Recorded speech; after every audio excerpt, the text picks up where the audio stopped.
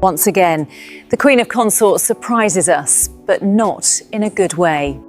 Made lurid and false claims about the royal family, which played on her fears and fueled paranoia. The state banquet list was supposed to be routine, almost ceremonial. Then Prince William saw one name beside a protocol notation that should never have existed. Within minutes, the future king made a decision that stunned the palace. Camilla would no longer attend. No public argument, no dramatic announcement. Just one name removed from one of the monarchy's most important evenings. But the document that triggered William's order carried a far more dangerous message. Before we go deeper into what this really means for the royal family, make sure to subscribe so you don't miss a single update. William opened the final banquet briefing at Kensington Palace, expecting corrections, not a challenge to an arrangement his office believed settled. A state banquet is one of the Crown's most important diplomatic events, where seating, entrances, precedence, and attendance are tightly controlled because every position signals rank. The prince stopped at an attached protocol page. Beside Camilla's name sat a notation suggesting her office wanted a stronger ceremonial position than previously agreed. The future king understood that removing Queen Camilla from the attendance list would not feel administrative. It would strike at the woman beside his father and could be read as a challenge to her place within the monarchy. Still, William called the private secretary and gave the instruction plainly: issue the revised list without her name. The room fell silent. Once security and diplomatic teams received that version, the decision would become real. Camilla received the message in private and first assumed someone had made a mistake. She asked her aide to check again. When the aide returned and confirmed that William himself had approved the change, disbelief hardened into humiliation. The queen consort had prepared for one of the season's most important evenings. Now the heir had removed her before she had been asked to explain. William stayed focused on the document. He circled one handwritten reference, set the file down, and asked, "Who authorized this?" No one answered. The leaked protocol appeared to show that Camilla's side had sought a change in banquet precedence, meaning the formal order determining who stands, enters, or is recognized first at an official event. More troubling, the wording suggested the idea may not have come from a reckless aide acting alone. The silence told William enough. The paper was no longer the real danger. Somewhere between Camilla's household and the king's circle, someone seemed to believe the change carried authority.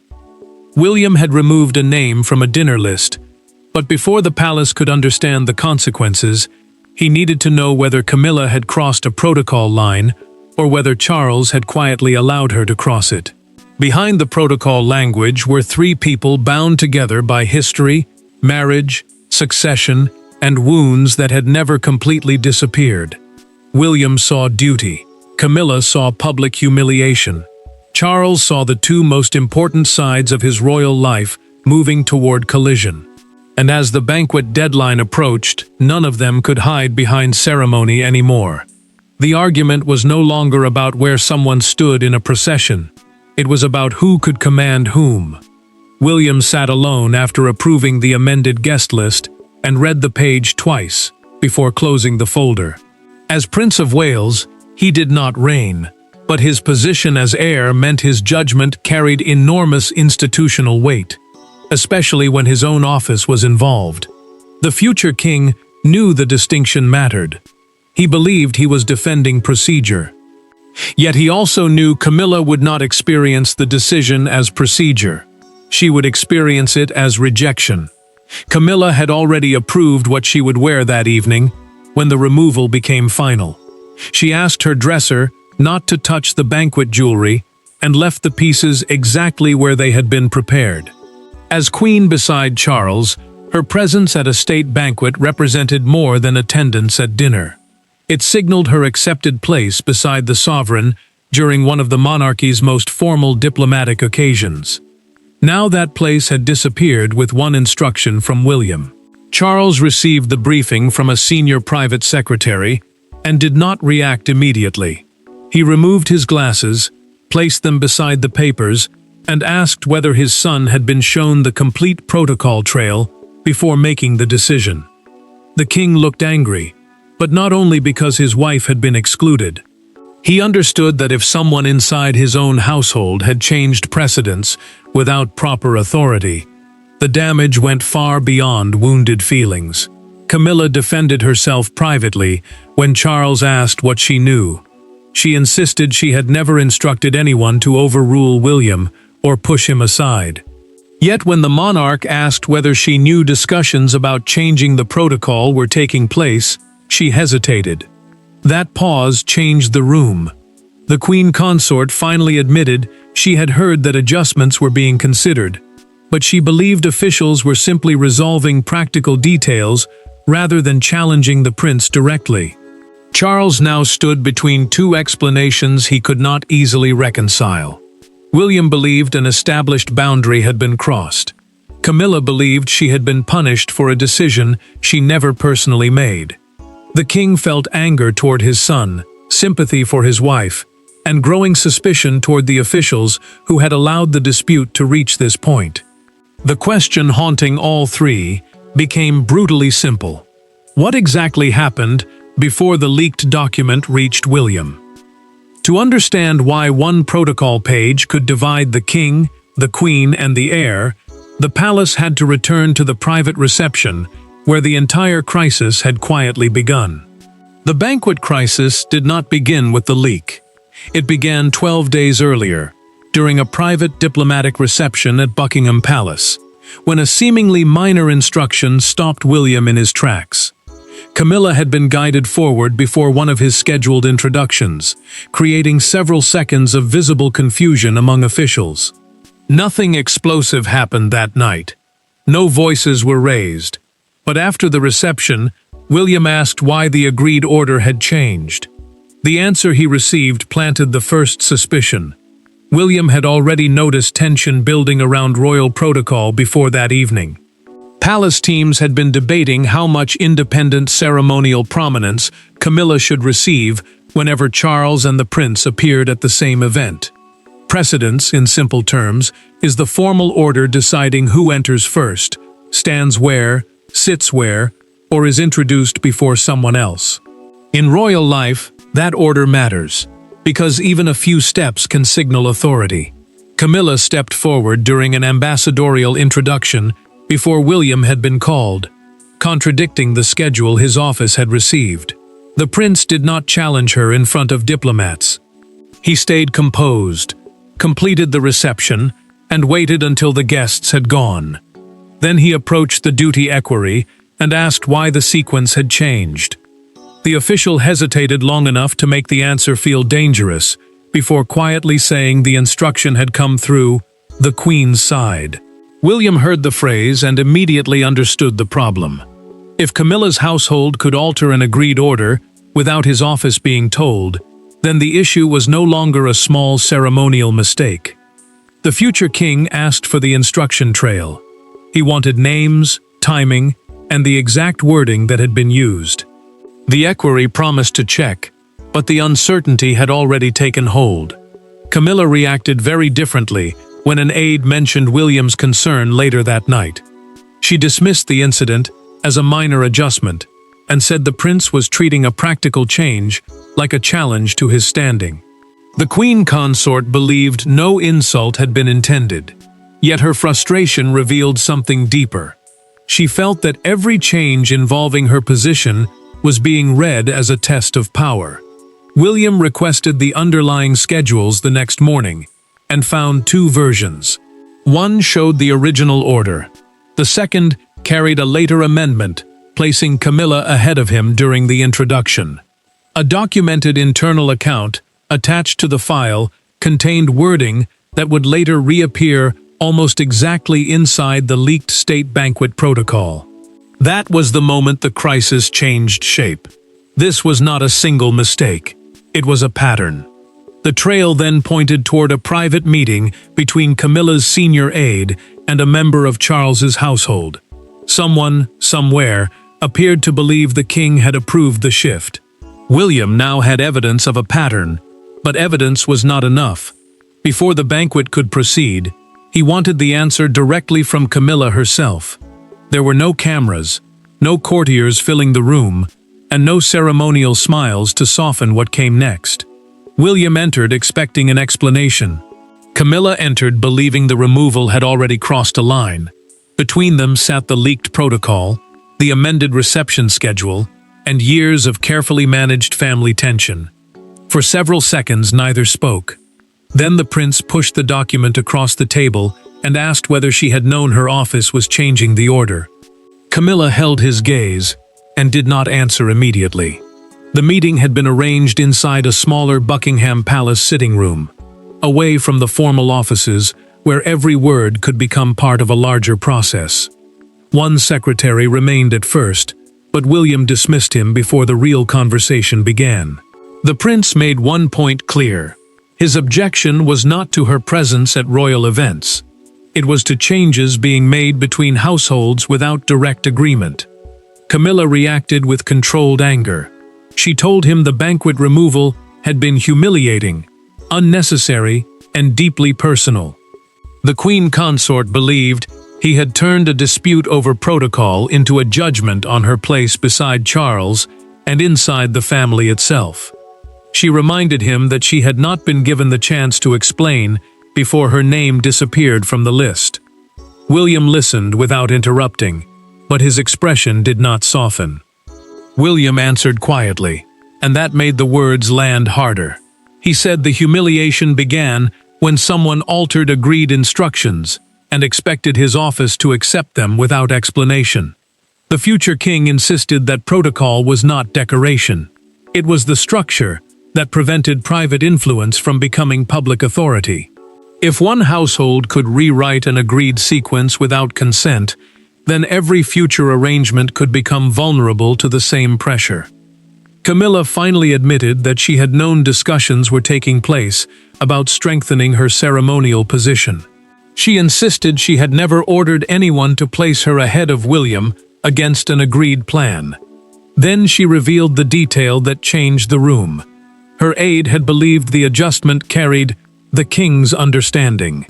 The prince leaned forward and asked whether Charles himself had ever said those words. She could not confirm that he had. William closed the file. He did not argue further. Camilla remained seated, as he told her the banquet removal would stay in place until the authorization trail was resolved. No handshake followed. No attempt was made to soften the ending. The queen consort had denied giving the decisive order, and the prince had refused to restore her name. Now both were waiting on the same man. Charles could reverse William, defend Camilla, or expose why the protocol had been changed in the first place. The confrontation had ended, but the real test of royal authority was only beginning. Charles could end the dispute with a sentence. He was the sovereign, and the banquet was being held in his name. Yet when the revised guest list reached him, the king did not immediately restore Camilla. That hesitation became almost as significant as William's original decision. For the first time, the crisis exposed a brutal reality inside the monarchy. Legal authority, family loyalty, and the future of the crown were no longer pointing in the same direction. Charles read both versions of the protocol inside the Oak Room and felt the pressure tighten. A state banquet is an official diplomatic event hosted under the sovereign's authority, which meant he ultimately had the power to decide who attended. William's influence came from somewhere different. As heir, the prince carried the future weight of the institution, and his own household had been directly affected. Allowing disputed protocol to stand could create a precedent that lasted far beyond one evening. The king stopped at the wording that suggested his understanding had been used as authority. He read it again, slower this time, then placed the page beside the original schedule. The phrase troubled him because it sounded official without actually being an order. Charles knew the danger immediately. If casual remarks from the sovereign could be converted into formal instructions by staff, then the palace had a problem much larger than one banquet seat. Camilla heard his conclusion in private and expected him to restore her name. Instead, Charles told her he could not defend a change he had never formally approved. The queen consort went still. She did not hear neutrality in those words. She heard abandonment. At the exact moment she expected her husband to protect her from public humiliation, the monarch was choosing procedure over instinct. Charles then received the strongest piece of evidence yet. A senior courtier produced a recorded scheduling note documenting an earlier conversation in which the king had spoken about avoiding awkward precedence disputes. The note showed no direct instruction to move Camilla ahead of William.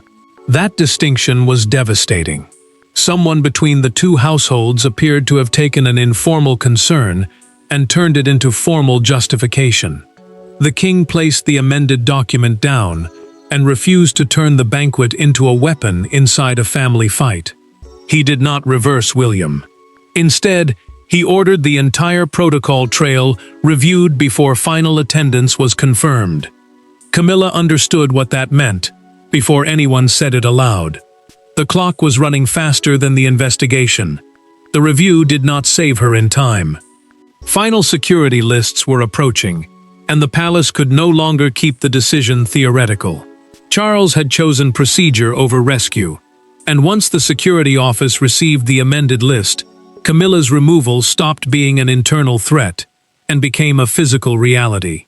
The most painful consequences were not written in the protocol file.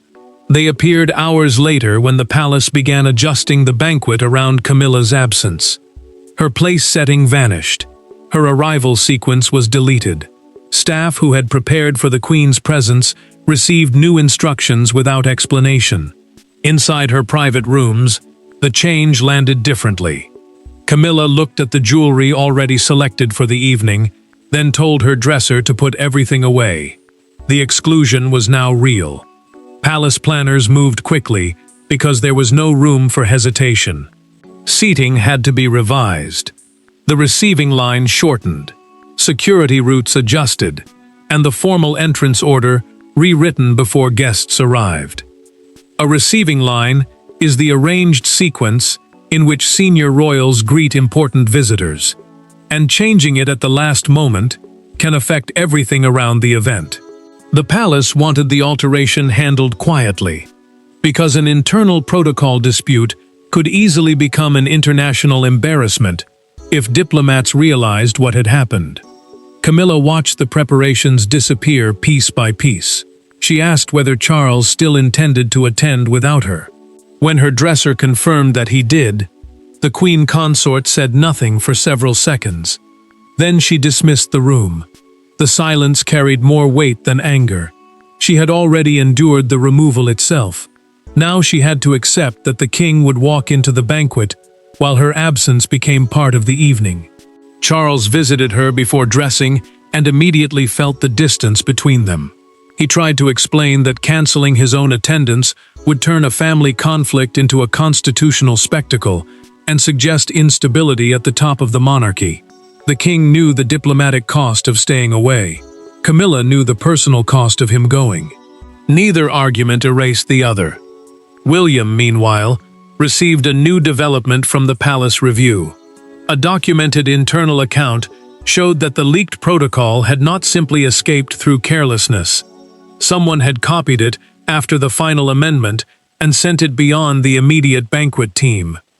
The prince refused to let that discovery become a hunt for whoever had embarrassed the palace.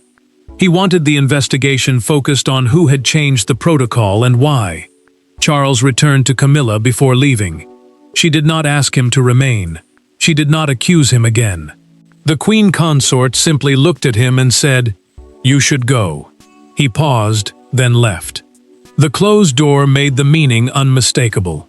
The banquet passed without her, but the crisis did not ease. After the final guests departed, Charles asked William to meet privately. No secretaries, no protocol officers, no protective distance between king and heir. The deeper reckoning was about to begin. After the chandeliers dimmed and the diplomatic guests were gone, Charles did something the palace machinery had prevented all week. He spoke to William alone. No private secretaries, no protocol officers. No competing briefings placed between them. The king entered angry at what Camilla had endured, while his son remained convinced the removal had been necessary. Yet what began as a confrontation slowly became the first honest conversation of the crisis, and the moment that finally changed its direction. Charles asked William to meet in a private room, away from the remaining staff. The king wanted no formal notes, and no aides shaping the exchange. He saw the damage in deeply personal terms. Camilla had not simply missed a banquet. She had felt rejected from the family and institution she had spent years trying to secure her place within. The monarch wanted his son to understand that humiliation did not disappear just because the decision had been made in the name of protocol. William listened, but he did not retreat from the principle behind his order. The prince admitted he knew removing Camilla would hurt her. He also believed allowing the disputed change to stand would have created something more dangerous. A precedent future courtiers could use whenever informal conversations were convenient. A precedent is simply an earlier decision that later becomes a model for how similar situations are handled. To him, one unchecked alteration could quietly become tomorrow's accepted rule. Charles then gave him the answer that had been missing from every earlier conversation. According to a documented account of the meeting, the king confirmed he had never personally approved moving Camilla ahead of William. He had discussed avoiding awkward disputes, nothing more. That admission stripped away the final uncertainty around the leaked protocol and confirmed the future king's central fear. Private remarks had been stretched into authority they did not possess. William did not treat the moment as victory. He acknowledged that he had made the exclusion harsher by removing Camilla before confronting her directly. The prince said the banquet decision itself had been necessary, but the way it reached her had caused damage that could have been avoided. For the first time, Charles heard not defiance, but responsibility. The king reached across the table and extended his hand. William took it. There was no ceremony in the gesture, only agreement. They decided the palace would reset protocol boundaries and require clear authorization before household aides could turn private comments into formal instructions. Father and son had finally reached an understanding, but outside those walls the leaked protocol was becoming a national story. Camilla's empty banquet chair no longer belonged only to the family. It now belonged to the public imagination. By morning, the dispute no longer belonged to Buckingham Palace. One photograph from the banquet, Charles seated among the guests without Camilla beside him, became the image that defined the controversy. Then the leaked protocol appeared across front pages, and what had seemed like a private fight over precedence became a national argument over authority, loyalty, and the future king. For William, the reaction was uncomfortable. For Camilla, it was deeply personal. For the monarchy, silence was no longer enough. Camilla stared at the pages over breakfast, then asked for the newspapers to be removed. She had endured humiliation at the palace, but now the absence beside Charles had become a symbol millions could interpret. Royal precedence, the formal order deciding where senior members stand, sit, or appear at state occasions, had become public language. Outside Buckingham Palace, broadcasters gathered beside a crowd as front pages screamed, "Banquet without the Queen," using the image of Charles arriving alone as proof something deeper had broken. Palace communications staff moved quickly, but kept the public response narrow. They insisted state event arrangements had been adjusted after an internal protocol review, refusing to discuss the family confrontation behind the decision. That restraint mattered, because one sentence could turn a procedural dispute into an open civil war inside the House of Windsor. Yet silence allowed speculation to spread, and William hated what followed. He told an aide in a recorded conversation that he did not want Camilla publicly diminished. His objection, he said, had always been the unauthorized wording, not her dignity. William's discomfort deepened as commentators described the episode as a personal victory over the queen consort. He understood the danger in that framing. If the future king appeared to celebrate her embarrassment, the argument would stop being about rules and become a battle of loyalties around Charles. Inside the palace, officials reached a conclusion. The disputed wording would be withdrawn from planning documents, and any change affecting senior royal precedents would now require written authorization. The loophole that created the crisis was being closed. Charles then made a quieter decision. He approved a private message to Camilla, acknowledging that his earlier comments had created room for officials to overinterpret his intentions. He did not reverse the protocol decision, but accepted part of the blame. For her, that mattered, because the public humiliation had suggested abandonment. For him, it mattered, because authority without clarity had nearly turned his household against itself. The frenzy eventually began to fade, but the damage remained.